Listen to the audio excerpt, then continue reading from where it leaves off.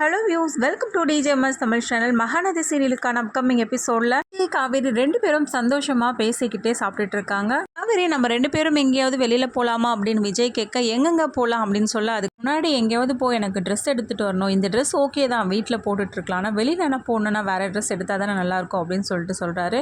ஓகேங்க, கண்டிப்பாக போகலாம், ஆனால் இங்கே கிட்டலாம் எந்த கடையும் அந்த அளவுக்கு இல்லை, கொஞ்சம் தூரம் போகணும் அப்படின்னு சொல்லிட்டு காவேரியும் சொல்கிறாங்க. பக்கம் நர்மதா தாத்தா கிட்ட வந்து காவேரியை கேட்டுட்டு போனதை அடுத்து திரும்ப விஜய்க்கு கால் பண்ணுறாங்க. சீக்கிரமாக வந்துடுங்கம்மா, விஜய் வீட்டிலேருந்து வந்து கேட்டுட்டு போனாங்க அப்படின்னு சொல்லிட்டு, தாத்தா நாங்கள் ஒரு 2 நாளாக திரும்பி வந்துடுறோம் அப்படின்னு சொல்லிட்டு விஜயும் சொல்கிறாரு. இன்னொரு பக்கம் ராகினி அஜய் இவங்க 2 பேரோட திருமண ஏற்பாடுகள்லாம் பார்த்தீங்கன்னா பக்கத்தில் உள்ள கோவிலே வந்து ஏற்பாடு பண்ணுறாரு, யாருக்குமே தெரியாமல். பக்கம் குமரன் கங்கா 2 பேரும் பஸ் ஏறி கொடைக்கானல் போயிடுறாங்க. குமரனை பார்த்த குமரனோட அம்மா, இப்போதான் என்னோட ஞாபகம்லாம் இவனுக்கு வருது போல அப்படின்னு சொல்லிட்டு பேச ஆரம்பிக்கிறாங்க.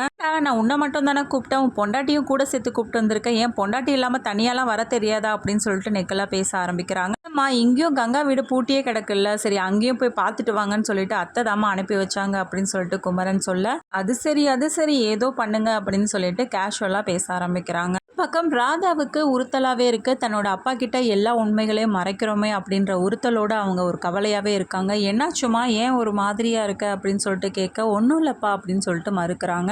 அஜய்க்கு அந்த பொண்ணை வேண்டான்னு சொன்னேன், அதனால ஒரு மாதிரியாக இருக்கியாம்மா, அப்படிலாம் ஒன்றும் இல்லைப்பா அப்படின்னு சொல்லிட்டு சொல்ல, இல்லைம்மா அவங்களுக்கும் நம்ம குடும்பத்துக்கும் செட் ஆகாதுன்னு என் மனசில் படுது, அதனால தான் நானும் உங்ககிட்ட சொன்னேன் அப்படின்றத சொல்கிறாரு. எல்லாத்தையும் கேட்ட ராதா மனசுக்குள்ளரவே, இவர் வேற யாருக்குமே தெரியாமல் கல்யாண ஏற்பாடுகளை வேற பண்ணுறாரு, இனிமேல் என்ன நடக்க போகுதுன்னு ஒன்றுமே புரியல அப்படின்னு சொல்லிட்டு ரொம்பவே குழப்பத்தோடவே இருக்காங்க. அடுத்ததா குமரன் கங்கா 2 பேரும் வீட்டுக்கு வர, காவேரியை பார்த்தா கங்கா குமரன் 2 பேரும் அதிர்ச்சியாகிறது மட்டும் இல்லாமல் இவங்க 2 பேரையும் பார்த்து காவேரியும் ரொம்பவே அதிர்ச்சியாகி போகிறாங்க. இதோட இந்த எபிசோடையும் வந்து முடிச்சிருக்காங்க.